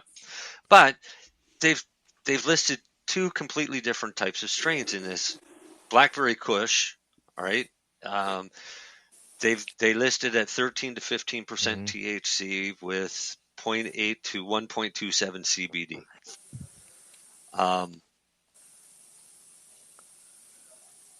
It's asinine that anybody can even state this shit. That's why. Go ahead. But here's how they have it written. Blackberry Kush has been known for long as one of the strains that relieve pain, among other things. Given its level of THC, it is quite strong and known to treat severe headaches and migraines while also releasing an uplifting effect to the user. Some users say it also helps with eating and sleeping disorders, anxiety, and stress. Yeah, so there's all the other weed I fucking smoke. Right. I could list you 1,000 strains that have that same characteristic, right? Yeah. Harlequin is different. Yeah, Harlequin is a high THC or a high CBD strain at 11.1. Yeah. Correct. And a THC of 5 to 8. Yeah. Right? So, I mean, yeah. It's not going to get you as high, but it's still going to be effective. But there's others, right? So, but to say it's like the top 7 or whatever, like it's like there's no evidence to support you that. just said Harlequin is effective, but it's not for me. I hate Harlequin. Yeah. Anytime I've tried it, it does absolutely nothing. It actually makes me anxious. For your pain? Yeah. Which is the point I was kind of getting at too. Besides there being no studies or references, anyone who says a strain is good for this is full of shit. Cannabis is individualized. Do you know what people... They should say for me afterwards. Like for me. No, because even that doesn't work. Because I've had people come to me and they'll say, well, what's the best strain for multiple sclerosis? And my answer is always the same. Cannabis. Yeah. You go through as many different strains until you find the one that works the best for you. Exactly. Everybody's... what works for me may not work for you. So many different things going on inside our bodies that you can't just say, I'm the same as you, even though we are both, suffering from the same things, or the same age, or the same gender, or. Exactly. Well, here's the best strains for inflammation. Each strain, though, is also, as we've discussed many times, patient specific, like individual specific. Yeah. It's not like I've got strains that I can't use, and like they just make me pissy, and I won't use them. Well, like White Widow. Yeah, exactly that one. Yeah. Right. I know because it's one of my favorites. AK-47. See if any of them are in the list. AK-47. Best strains for inflammation. So what's everybody think are the best strains for inflammation? Let's do it this way. I look at Afghani. I would say Afghani strains, but as far as an exact strain, would Hindu Kush be Afghani? I don't say all of them, to be honest. Yeah. What'd you say, Lennie? Yeah. All of them. Right. So here's their list is Girl Scout cookies. I like that one. And AC/DC. Yeah. like Again, that two one as well. two strains I like, but to say they're the best two for inflammation, that's fucked. AC/DC is a high CBD strain, isn't it? Yes, it is. Yep. Up to 19% with only 4%, up to 4% THC. Hey, So Marcel. it's considered a CBD plant. Hey, Marcel. Yep. I just got a funny suspicion that all these strains, if you were to like click on them, they would take you to a seed bank, and it would only sell them strains. No, it takes you to Ask Grower Strain Reviews. Ash grower. Dale, say what you just said in the chat, please. Dale. Just read it for him. Everybody's systems are unique. Which is true. Yeah. Yeah, that's what I'm saying. This is... Yeah. All right, now, so I think what Marijane or someone said, like, we surveyed 100 people voted for their top ones. This are the results. You could publish that. So here are the best strains to fight fatigue. Synex. I'd never heard of Synex. Neither have I. Up to 17% THC, 1% CBD. But I can guarantee you I could take Synex, grow it, and have it put you to sleep. Just by letting the THC turn to CBN, and I don't care how much THC it's got. Once it starts getting CBN, you're having a nap. So it's not going to fight fatigue if it's old. Yeah. Canatonic, I've never thought of canatonic as keeping you awake. No. But fatigue is different. Fatigue is different in this, and because fatigue isn't tired. Because you can be wide awake but suffer from fatigue. And then the best strain for insomnia to put you to sleep, Motor Breath. Motor Breath would wake me right up. I've never heard of it. Yeah, I wouldn't. Never heard of it. Yeah, I wouldn't have picked... Motor Breath wouldn't have been my top pick. What is that, an East Coast special or something? You guys all on the East Coast are like, yeah, Motor Breath, no. And we're like, in Ontario, we're like, what the fuck is Motor Breath? Oh, really? Al have never heard of it. Yeah, I've never heard of it. I've never even heard of it. No. I think it's at OCS now. Like, I think it's out in the legal market now. I got seeds of it here in my freezer. It was created by Pisces Genetics, and they took a cross of ChemDog and SFVOG Kush. San Fernando Valley. Yeah. And they cross them together, and they come out with Motor Breath, which is a really strong, diesel-y lemon strain. And it's a sativa dominant hybrid that they're telling you to use it for insomnia, and they would use that for insomnia. And I'm thinking that these people obviously didn't. Due to its high levels of THC, this strain leaves the user with a relaxing high, and even the most stubborn insomniac is likely to be knocked out. Other common uses include pain relief for arthritis, bipolar disorder, and muscular dystrophy. Really? Bipolar? Well, Motor Breath was indica, but I don't recall it knocking me the fuck out. No. Motor Breath is sativa dominant. Yeah. That's what they're saying, yeah. Yeah. Yeah. I don't know. I know myself when it comes to sativa strains, they don't. They're a problem. I mean, if you took the Motor Breath and you grew it down, fuck. You flowered it for 16 weeks. Fuck. Flower Motor Breath for 16 weeks, and it'll put you to sleep. 16 weeks. Oh, God. Well, let the CBD, let the THC convert to CBN.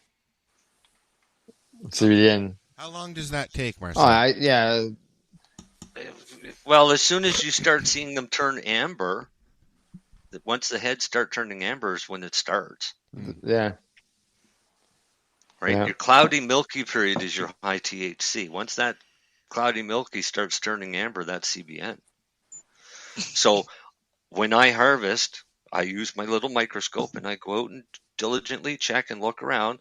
And as soon as I see a few of those starting to turn, I chop it down. I don't need anything to put me to sleep. I close my eyes, I go to sleep. So I don't want CBN, but I want the maximum that I can get of THC. Like 2 strains that make me sleepy is one is, well, Truro G, which Truro does, but Gorilla Glue usually makes me sleepy. I'm having some Biscotti, and then it's going to put me to sleep soon. But I find I've grown a lot of strains over the years, and the one that I found that works the best for my muscle spasms and stuff and my pain is Romulan. I haven't found a strain that works as good as Romulan does, man. I don't know what it is. Romulan last week, and I loved it. I don't know what it is. Have you tried Violator Kush or Hindu Kush? I like Hindu. Yeah. Like I find people who need the really heavy indicas, the landrace strains are the ones to go. I find Violator has more of a gassy flavor to it. Violator is my go-to, like, relax everything. There's 16 different Romulan strains. Wow. I like the one that I liked. I bought from Mark Emery back in 2006, 2007, and I grew it then. And then the other one I had was the Romulan 7 of 9, and it was really good too. But I like the straight Romulan. It wasn't done till the second week of October, but them buds were snow white. You couldn't see it for crystal. Yeah, and it's just nice. Relax me. It's a great strain, but I've heard other people say the same thing about Alaska Thunderfuck. If you can get real Alaskan Thunderfuck, I have a question. I agree with that, and I grew it for a couple of gardens, and then I stopped. What, the Alaskan? Yeah. ATF does nothing but make me horny. Nothing else, nothing. No other effect. You heard it here, folks. Excuse me. Get me some ATF. Okay, I have a question that I need answered. Well, then I'll be DTF. How did maybe that's why it's called that. Yeah. Strains get the names for a reason. So I have stripper spit? I have a question for Marcel. Sure. I got that stuff that you told me to get from Canadian Tire last week. Yep. And it's pellets. Yep. Okay, so how do I do it? How much do I use? Use about, your pot size, I would say about a quarter of a cup for the pot, each pot. For each pot. Scrape up the dirt, put a quarter cup in, scrape it around a bit, and then water it really good. Okay. And then that will start feeding you. Just so you know, Ask Growers says there's 8,576 strains of cannabis found so far. What did you say, Marcel? 8,576. More than that. Go to Seed Finder. There's over 15,000, I think, there now. Probably. Found or created? Well, this is what they've got found so Seed far. Finder. 21. They got 26,128 different varieties of cannabis. Right now?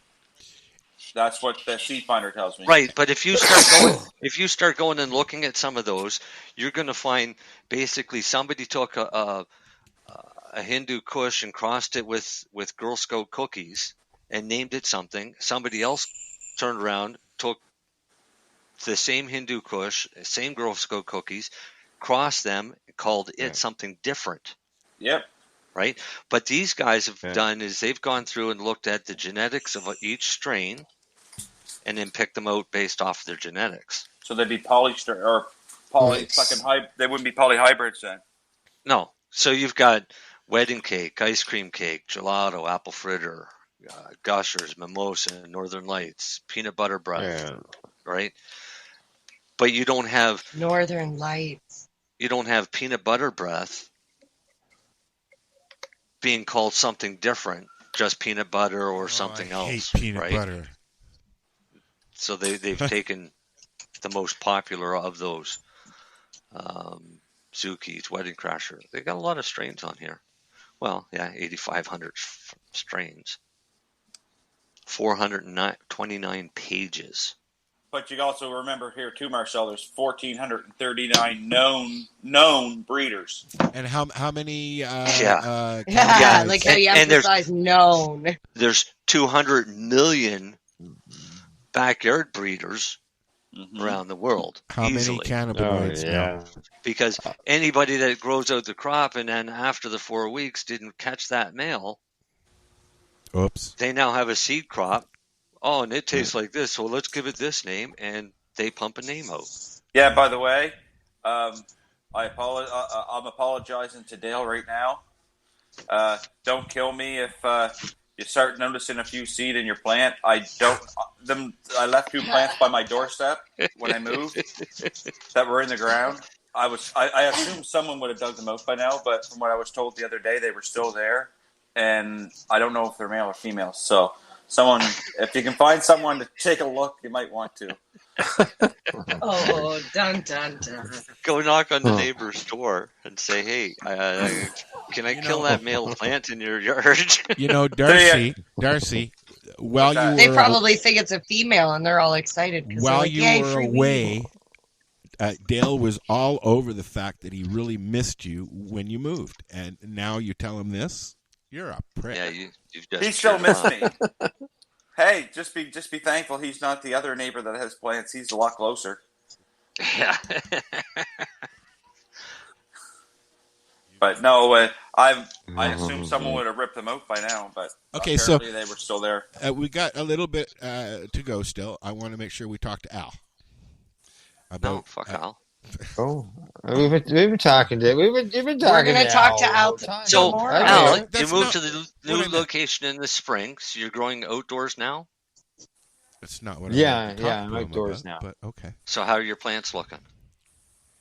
Good. Really happy with them. I can tell you that much.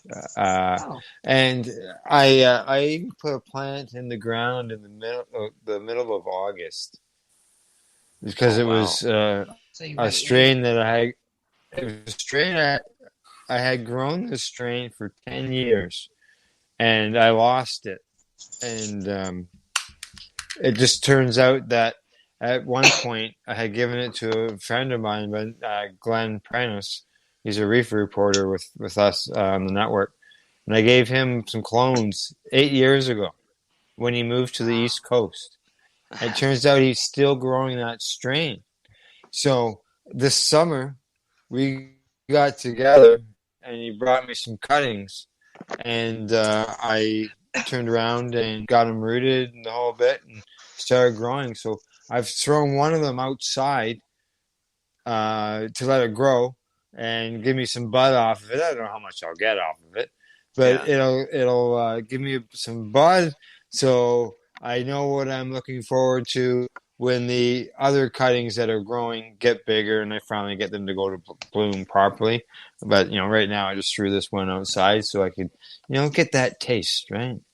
So it was good stuff. How long have you been growing your own? It was a strain called Humber Valley Kush.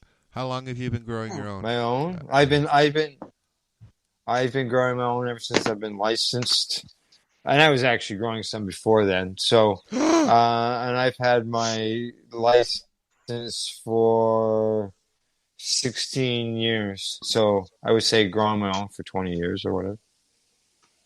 Now, question. In that area. Were you looking for some photographs of your cannabis plants? Because I know a photographer that's looking to build their portfolio. You're more like than outdoor welcome, crops. to Outdoor crops are always more pretty than indoor, because indoor you've always got the room. You got the room, right? Yeah. I've been taking pictures. Yeah, I've been taking some pictures with the sun in behind the plant. I've been taking pictures with with even like ladybugs on them, the have bees no buzzing ladybugs up around here. on them, Orlando. I found a grasshopper on mine the other day, and I was like, "Oh, it's so cute!" And I lots of took a those. bunch of Yeah. photos, and then I went and Googled, "Are grasshoppers bad for cannabis?" Yep. And then I went outside, and I was like, "Get off my plant! Yes. Get He will off!" eat- he will eat the shit out of you, MJ. Wait, is that a bad thing? No, my plant. Oh, my growing plant. up, Naughty today. Sorry, No, you guys are setting the me one up. thing that Wow. No, he won't one eat the thing shit that out I of you. found. Oh, I'm Don't getting th- ready for karma. I I have an would- event tomorrow. I'm sorry. I was really hoping that growing outside would reduce the amount of watering time. Nope. Because, it's supposed to rain, Yeah, this summer's but been it humid was a and really dry. really dry summer. And, Question, I have are you- access to a Al, are you guys suffering with powdery mildew this year? I know we are here. It's too windy No, I here. I haven't seen any yet on my plants. Not yet. I know the If he's got a strain dry, that I'm growing if he's with got a it- dry summer, then Well, it's been dry, but it's been humid well, how do you get dry and humid? because it doesn't rain. They're yet they're it's still totally. fucking humid. No, it's But that's dry not as in dry. it doesn't rain, but it's humid. So that you Okay, still have so- to water your plants. So Like it's the not soil dry. isn't. You got to water your plants anyways because the plants drink water. Even if it rains, it may not Just get like down to you, the soil you of the need plant, water too. Everybody needs water. right? Yeah. So Yeah, everybody needs water. when it's raining out, I'll go and check to make sure that the soil is actually getting wet. If it's not, I know I'm going to be watering that night. Yeah. And what's a good time to water? Like around dinner time? The sun's gone. They After the sun's gone, yeah. Honestly, what they say for like if you start reading grow books and things like that, a lot of them will tell you to water in the morning, and feed Before in the the sun morning comes up? before the sun comes up. Well, because they're already wet anyways, right? Right, they're wet from dew. But you don't overnight dew. Water the plant like it's raining. You water the soil. Right, so you can Right, do you that don't when have the to- sun comes up, Yeah. but ideally, spraying your plants with water isn't feeding your plants. It's just watering the leaves and washing dust and dirt, and pollen and crap off of the plant. And I guess it's foliar feeding, but you're only giving it water, Yeah, yeah. right? So you're literally just The, replacing rain. But don't do that when it's flowering. But if you water, if you water at night, doesn't that also allow it to absorb into the ground before the sun works on it, making it evaporate? That's always been my theory, and that's the way I do it. I water in the evenings. That's the way I do it. Yeah. Yeah, that's the way I I water, do it. Yeah, and same here. My basic schedule Mary is Jane is water one watering night, right feed now. the next night. Yeah. Mary Jane was That was so. watering If you're herself. growing indoors, if you're growing indoors, that would mean you would grow before you would water before your lights went out. But I actually did the opposite. Water before your lights go on. Indoors, I grow with autopots, so they're getting watered all the time. Or water just. They're in water all the time. Okay, well then. Yeah, like I'll use. They're if I'm growing aquaponics, I guess, or something along that line. No, they're a bottom feed system.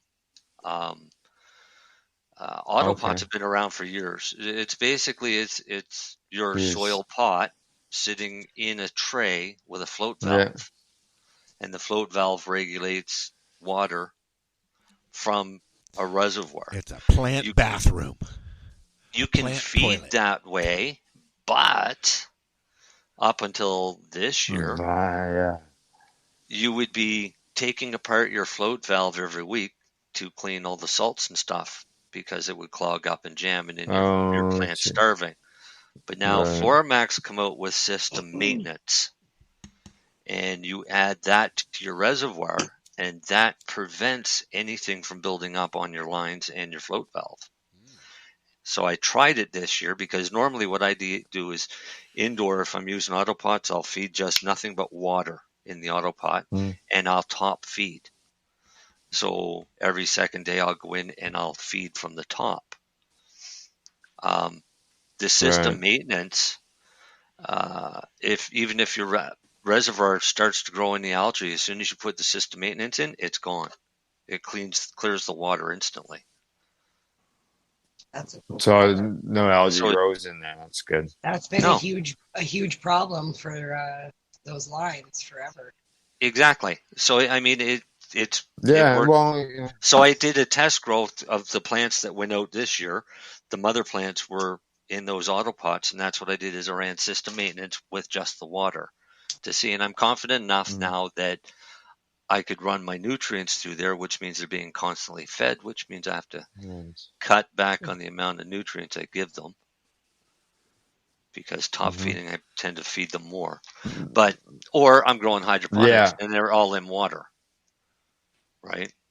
So if I do deep water culture, then they're all water plants. So I don't have to worry about that whole issue. Sure. Exactly. Now, being that, I've never had my medical garden outside till now. And when I was growing outside in the past, it was years ago. The thing that I've found that I haven't really looked into a lot, but I hadn't heard about until two years ago, and that was washing your cannabis when you're harvesting it. Yeah. I don't know. Has anybody washed their outdoor cannabis where you got like 3 pails? Nope. And you got one with water, another one with like peroxide in it, another one that rinses it, and apparently it removes. I know people that do that. A lot for the bugs and a lot of that's to remove powder mildew and stuff. Yeah. Unlike any sort of pest, bugs. But then you have to worry about what you're doing with wet cannabis, because now you just washed your cannabis. Yeah, you want to make sure you hung it. You got to hang it and fan it. You got to hang it and fan it, but don't blow too much air on it too fast. Why? You don't want the water. Don't you agitate the trichomes too? You got to lightly agitate it with your hands back and forth. Yeah, but you can't use a hot water and you can't use a cold water. No, I let mine get. No. What temperature should the water be? Outdoor temperature. Room temperature. Outdoor. So have you done it before? I've done it before, yes. What we've done is we found a better way. It's called water curing. If you're really that concerned, cure it in jars. Water curing. Yeah. So you take dry it in the jar as well. We saw half a dozen articles about water curing last year. It was really big thing going on, but I've never tried it before. Yeah. No. So basically, after you've cut and trimmed your bud, you throw it in a jar and then fill it up with water. Gets rid of anything really. Oh. And it washes everything off, and you leave it there for 2 or 3 days, tipping it over and rinsing the water, and then you strain off all the water, and then you re-dry all that bud, and you have water. Correct. So you'd have to do it right as you're trimming it. Yeah. Yeah. Yeah, I guess too. It would be like if somebody couldn't hang, that would be an option, where they could take their buds and like in a strainer container and dunk them in the water, pull it back up, and then put it on their rack to allow them to dry. Mm-hmm. And that way, because you don't want to take dry buds, and stick them in the water, right? You want to obviously do this when it's fresh. Some people, when they're drying their buds, they're not completely dry and they don't have proper airflow, and they end up with mold. Mm-hmm. So water curing is a good way to get rid of any mold. Yeah, right. And it just be straight water in the water. Yeah. Because I had never heard of it, and I did a Google search on it, and I found a video by Jorge Chevrier that was 9 years old, And I thought, what? Like, I had never heard of anybody washing their cannabis, and I just, I thought, geez, is that something that is more common now? And people that's No, what they I honestly recommend. think Because, like, I think as it's Mary less Jane common. says, it's the bugs and Yeah, but I think it's less common now because it was kind of like the old hippie handbook would do that. So what were some of the other cool things? The ones that actually let it go until after the first frost. And then they harvest after it's been frost, after the frost has hit it and burns the tips of the leaves and things like that. I know a lot of people still do that. Yeah, and they do that, and stresses the plant out. It stresses the plant, but they say that it ends up with a much sweeter taste as well. Really?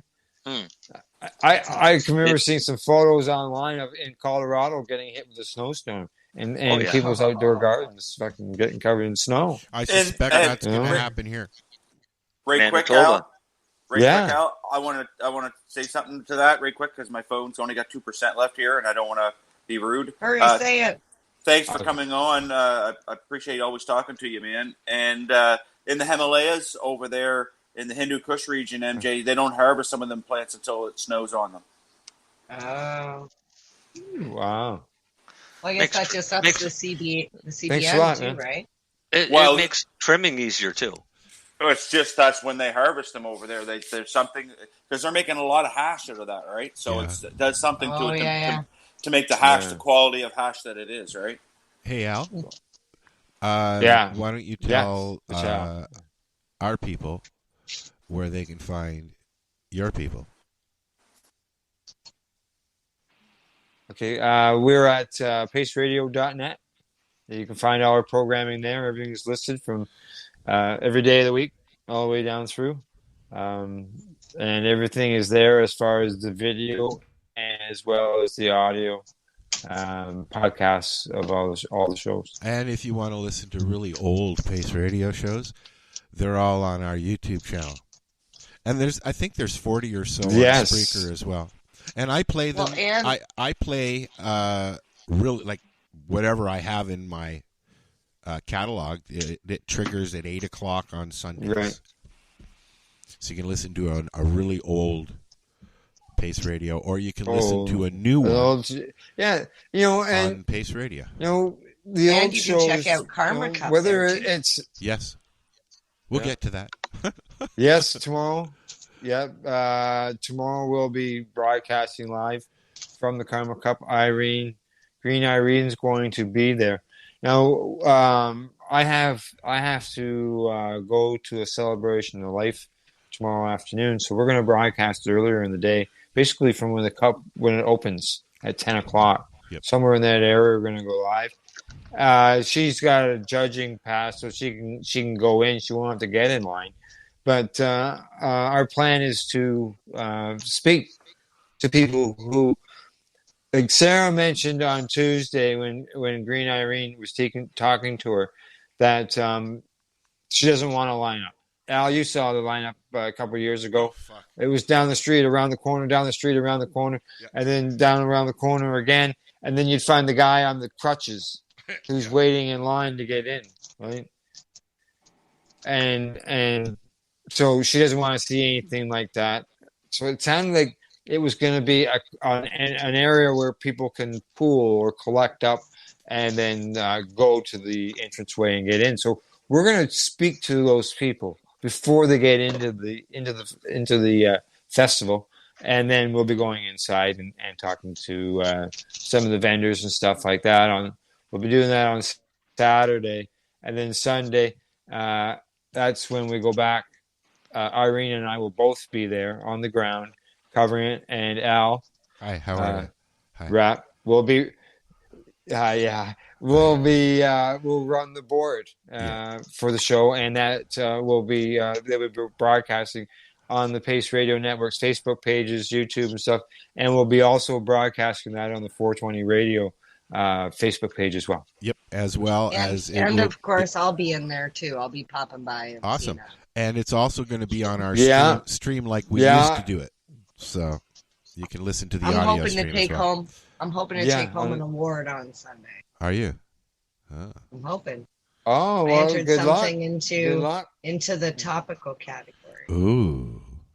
Yeah, so I don't know if the votes have already all gone in, but if you haven't already got your votes in, I think you should have already done that. Yeah, I think today is the last day to input it up. But there's 9 questions per product, and there's about somewhere around 110 products. I'm not sure exactly what the number is. It's a lot, man. So, it's a lot. I know it's a lot. It would take dedication to be a judge. Like, honestly, that's why. Well, people had to have Karma Cup parties. I know the year that I had a kit. Sarah donated kits to some people, or passes to, the kit, the judges thing to some people, and I was one of them. And she usually does. It was huge. I had 7 people over to my place. And then I gave people things to take home and judge, and I gave them the information so that they knew what to do.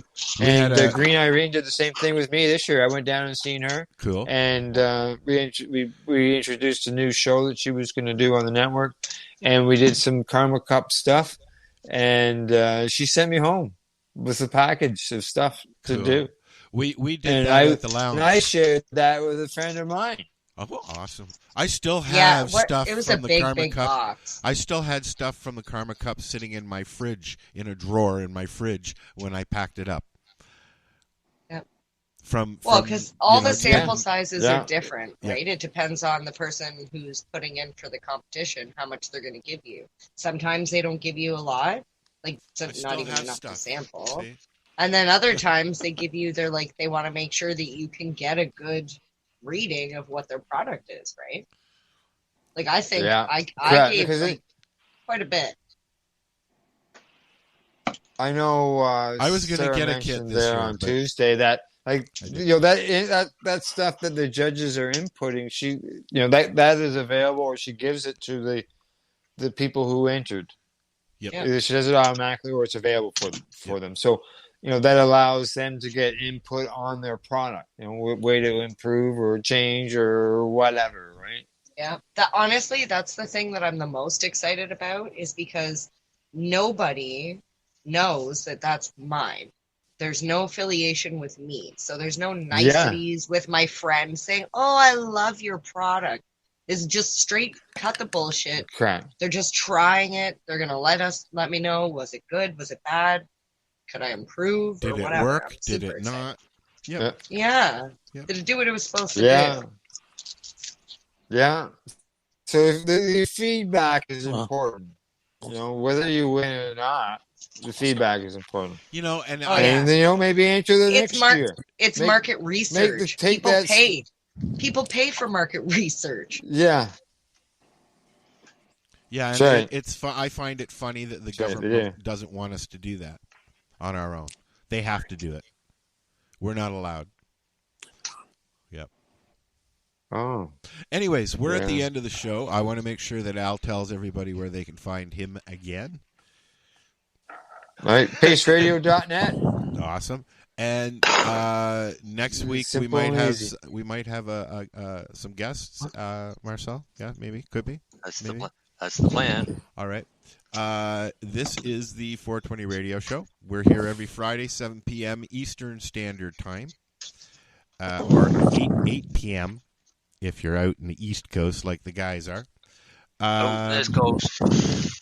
West Coast. Sorry. What? East Coast, dude. East Coast. I said out in this coast. Oh, yeah. I thought you said out in the West Coast. It's now coming on to 10. I thought you said best coast. No. Well, East Coast, Best Coast. How much are those, Marijane? These here are going to be available at the auction event that I'm doing for Alternatives Peterborough next weekend. Cool. Which I'm also selling 50/50 tickets for. If anybody's interested, tickets are $3. $3. Tree. $3. Tree And if man. you buy four, I'm gonna give you one free. I'm hungry. It's time to say Facebook, goodnight. Instagram, LinkedIn. Just fucking Google Mary Jane Baker with an I. There you go, with an I. Al, thank you for the conversation. It's always a pleasure chatting with you. You're welcome. Thanks for having me on, man. I enjoyed it. Just sitting around shooting the shit, right? I'm looking forward to hanging out tomorrow and helping out on Saturday. Because I like the Karma Cup, and this is how I started going to the Karma Cup, but without video. I know. I'm sad you're not going to be there. Oh, well, Yeah. Maybe next year I'll fly. Okay. We'll have video tomorrow. You're That's in right. heaven right now. It's okay. I like how he said maybe next year. Maybe next year. I'm in heaven. I am. I watch the sun go down every morning in my window. And You watch it go down every morning, or eh? every night. Well, sometimes it's in the sometimes it's in the 3, 4 o'clock in the morning. You get this big red ball in your window, right? That's really cool. But the trains are loud, and the mill smells really bad. Anyways, say goodnight, everybody. You got trains near you? Night, Oh yeah, it's a train town. Good night, everybody. It's a train town now. Okay. All right. Okay. Here we go. So what are you doing? Nothing. Why not? Trying to get on this Lifestyle Radio website. Sounds like a cool website. Yeah, it's alright. Oh, I might have it. You might have it. You're listening to Lifestyle Radio. The opinions expressed during this show are those of the individual participants and do not necessarily reflect the opinions of their associated organizations or Lifestyle Radio.